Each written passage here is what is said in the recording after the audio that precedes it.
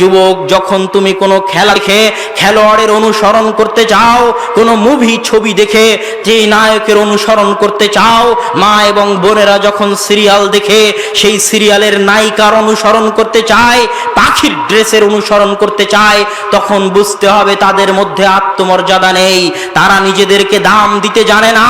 যদি আত্মমর্যাদা থাকতো যুবক, তাহলে ভাবতে আমি কেন এই খেলোয়াড় এই নায়কের অনুসরণ করব, আমি তো এমন কাজ করব যেন একদিন এই খেলোয়াড় এই নায়ক আমার রাসূল মুহাম্মদ সাল্লাল্লাহু আলাইহি ওয়াসাল্লামের অনুসরণ করে।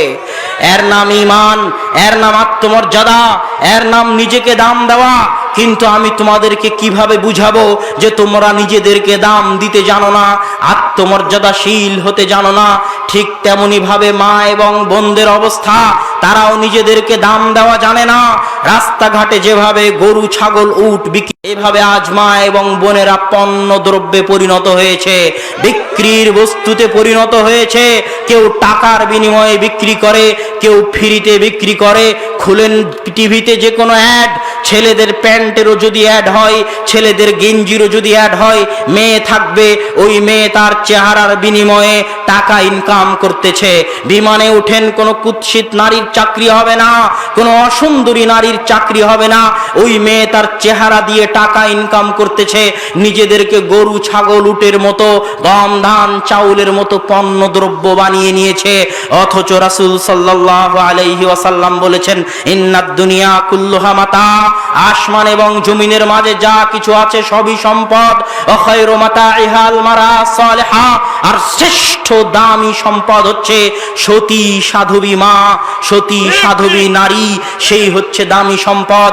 আপনি বলবেন আপনার স্ত্রী ঘরে বেকার বসে আছে, আপনার মেয়ে ঘরে বেকার বসে আছে, তাই গার্মেন্টসে কাজ করতে পাঠিয়েছেন, তাই কলেজে চাকরি করতে পাঠিয়েছেন। আমি বলবো আপনি মিথ্যা কথা বলছেন। আল্লাহে, আল্লাহর কসম, আসমানের নিচে দুনিয়ার উপরে কেউ যদি বলে সবচেয়ে কঠিন কাজ হচ্ছে 1000 তলা বিল্ডিং তৈরি করা, কেউ যদি বলে সবচেয়ে কঠিন কাজ হচ্ছে পারমাণবিক বম তৈরি করা, কেউ যদি বলে সবচেয়ে কঠিন কাজ হচ্ছে মঙ্গল চন্দ্র গ্রহে যাওয়া, আমি বলবো মিথ্যা কথা। আল্লাহর কসম, পৃথিবীতে সবচেয়ে কঠিন কাজ হচ্ছে, সবচেয়ে গুরুত্বপূর্ণ দামি কাজ হচ্ছে একজন ছোট্ট শিশুকে সৎ মানুষ রূপে গড়ে তোলা। অতএব আমাদের মা এবং বোনেরা ঘরে বেকার নয়, এটা তাদের দায়িত্ব। এই দায়িত্ব তাদেরকে পালন করতে হবে। এই জন্যই আব্বু বক্তব্যে বলে থাকে, সন্তান জন্ম দিতে পারলেই মা হওয়া যায় না, পাগলিও বাচ্চা জন্ম দিতে পারে। তাহলে পাগলি এবং আমার এবং আপনার মা এবং বোনের পার্থক্য কি থাকলো? দায়িত্ব পালন করার নামই পার্থক্য। যে মা বিসমিল্লাহ বলে সন্তানকে দুধ পান করাতে জানে না, যে মা গান বাজিয়ে সন্তানের কান্না থামায়, সে সন্তান কোশ্চিনকালেও সৎ সন্তান হতে পারে না। এই রকম মায়ের পেট থেকে সালাহুদ্দিন আইয়ুবীর জন্ম হবে না, ইমাম বুখারী ইমাম মুসলিমের জন্ম হবে না। এই জন্য ইহুদি খ্রিস্টান বিশ্বের একটাই লক্ষ্য, মুসলিম নারীদের ধ্বংস করে দাও, মুসলিম সমাজ ধ্বংস হয়ে যাবে। নারীরা ধ্বংস তো সমাজ ধ্বংস। নারীরা যখন বেহায়া হয়ে রাস্তায় চলাফেরা করবে, গার্মেন্টসে কাজ করবে, চাকরি করবে, সন্তানকে লালন পালন করা ছেড়ে দিবে অথবা লালন পালন করা জানবে না, তখন এমনিতেই মুসলিম সমাজ ধ্বংস হয়ে যাবে। এই জন্য তাদের সকল চক্রান্তের মূল লক্ষ্য হচ্ছে আমাদের মা এবং বোনেরা। কিন্তু দুঃখিত, আমাদের মা এবং বোনেরা তাদের মূল্য বুঝতে পারে না। কেমনে বুঝবে?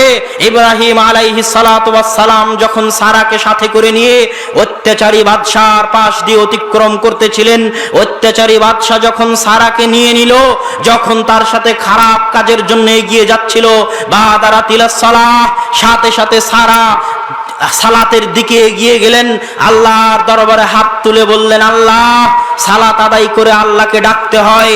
হাত তুলে বলেন, আল্লাহ, আমি চিরজীবন আমার এই শরীরে আমানতের হেফাজত করেছি, কোনোদিন খেয়ানত করিনি। আজ আমি বিপদে, অত্যাচারী বাদশা আমাকে ভোগ করতে চায়। আল্লাহ, আজকে আমার ইজ্জত রক্ষার দায়িত্ব তোমার উপর। সাথে সাথে অত্যাচারী বাদশার হাত অবশ হয়ে গেল। এর নাম একজন সতী সাধবী নারীর মূল্য ইসলামে। যান হজ করতে সাফা মারওয়া পাহাড়ে দৌড়াচ্ছেন, এখনো শত শত মানুষ দৌড়াচ্ছে। পৃথিবীর সর্বশ্রেষ্ঠ মানুষ মুহাম্মদ সাল্লাল্লাহু আলাইহি ওয়াসাল্লামও সাফা মারওয়া পাহাড়ে দৌড়িয়েছিলেন কেন? একজন সতী নারী হাজেরা আলাইহিস সালাতু ওয়াস সালাম, তিনি তার সন্তানকে পানি পান করানোর জন্য এই সাফা মারওয়া পাহাড়ে 7 বার দৌড়িয়েছিলেন। এই জন্য আল্লাহ কোরআনে বলে দিলেন, ইন্নাস সাফা ওয়াল মারওয়াতা মিন শাআইরিল্লাহ। দুনিয়ার মানুষ জেনে রাখো, মা এবং বোনেরা যখন সতী হয়ে যায়, সৎ হয়ে যায়, তখন তাদের মূল্য কত দেখো। হাজেরা যখন সাফা মারওয়ায় দৌড়ালো, আমি আল্লাহ সেই সাফা মারওয়াকে চিরদিনের জন্য নিদর্শন বানিয়ে দিলাম। কিয়ামত পর্যন্ত মানুষ সেখানে তাওয়াফ করতে থাকবে। এটা হচ্ছে নারী সতী মা এবং বোনের মূল্য।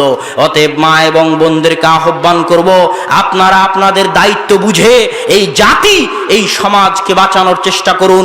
যুবক সমাজকেও আহ্বান করব, তোমরাও তোমাদের দায়িত্ব বুঝে কোরআন এবং হাদিসের দাওয়াত ঘরে ঘরে ছড়িয়ে দাও। এবং উপস্থিত জনসমাজকেও আহ্বান করব যে আমরা হাদিস মানতে বাধ্য, হাদিসের উপর আমল আমাদেরকে করতে হবে, হাদিসের চর্চা আমাদেরকে করতে হবে। আল্লাহ সুবহানাহু ওয়া তাআলা আমাদেরকে সেই তৌফিক দান করুক, আল্লাহুম্মা আমিন। বক্তব্যের শেষে এসে আপনাদেরকে অনুরোধ করব, আমি খাকসার আব্দুল্লাহ মদিনা ইসলামী বিশ্ববিদ্যালয় থেকে অনার্স করেছি, এখন মাস্টার্সে পড়তেছি।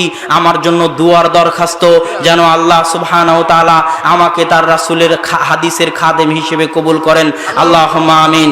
এবং আপনারা আজকে একটি বই পাবেন, আছে কিনা জানি না, মিন্নাতুল বারী, থাকলে নিয়ে যাবেন।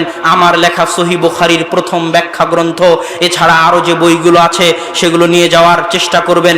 আমরা হাদিস মানতে বাধ্য, এই যে বিষয়ে বক্তব্য দিলাম এই বিষয়ে বিস্তারিত আলোচনা আছে এই বইয়ের মধ্যে। এই বইটিও আমার লেখা, নিয়ে যাওয়ার চেষ্টা করবেন। আর অবশ্যই আমার জন্য দোয়া করতে ভুলবেন না। আমি আমার ছোট 2 ভাইয়ের জন্য দোয়া চাই। একজন জামিয়া সালাফিয়া বানারসে এবছর দাওরা শেষ করবে ভারতের বানারসে, আর একজন মুসলিম বিশ্বের সবচেয়ে পুরাতন বিশ্ববিদ্যালয় জামিয়া আজহার বিশ্ববিদ্যালয়ে পড়াশোনা করতেছে। তাদের জন্য দোয়া চাই, আল্লাহ সুবহানাহু ওয়া তাআলা যেন তাদেরকেও কবুল করেন, আল্লাহুম্মা আমিন। এই বলে আজকের সংক্ষিপ্ত বক্তব্য এখানেই শেষ করতেছি। ওয়া আখিরু দাওয়ানা আনিল হামদুলিল্লাহি রাব্বিল আলামিন। হ্যাঁ, একটা জরুরি কথা, যে মুজাফফর ভাই এবং ইমামউদ্দিন ভাই তারা রাস্তায় গাড়ি অ্যাক্সিডেন্ট করার কারণে ইন্না লিল্লাহি ওয়া ইন্না ইলাইহি রাজিউন। যদিও তারা সুস্থ আছেন, চিন্তার কিছু নাই, কোনো সমস্যা হয়নি।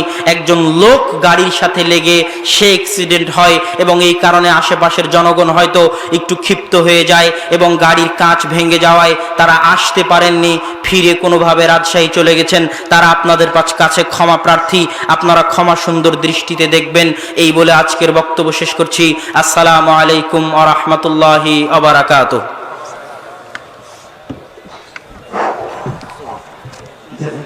অনুগ্রহ করব আপনার সকলের সাথে উপস্থিত হবেন। আমার ছোট্ট সন্তানটা অনেক কিছু জানে, শুধু জানে না গর্ভধারিণী মায়ের জানা যায় কি কি বলতে পারে। সম্মানিত, এ পর্যায়ে আমাদের মাঝে বক্তব্য রাখবেন আজকের ইসলামী মহাসম্মেলনের সম্মানিত বক্তা শায়েখ আব্দুর রাজ্জাক বিন ইউসুফ। আমরা আবারও বলছি, শায়েখ আব্দুর রাজ্জাক বিন ইউসুফ, প্রতিষ্ঠাতা পরিচালক আল জামিয়া আস-সালাফিয়া, রাজশাহী, নারায়ণগঞ্জ, ঢাকা। বক্তব্য রাখছেন শায়েখ আব্দুর রাজ্জাক বিন ইউসুফ।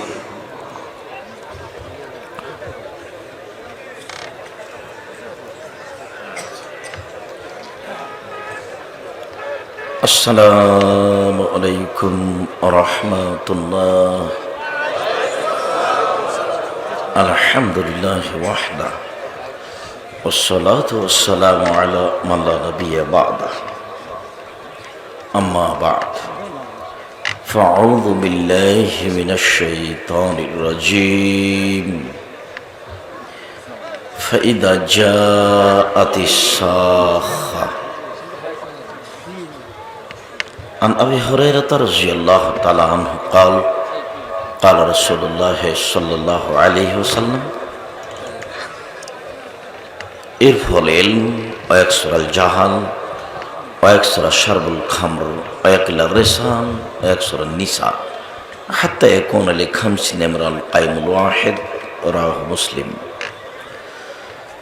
সম্মানিত উপস্থিতি, প্রশংসা আল্লাহর জন্য, শান্তি অবতীর্ণ হোক আল্লাহর রাসূলের উপর সাল্লাল্লাহু আলাইহি ওয়াসাল্লাম। আজকের এই মুহূর্তে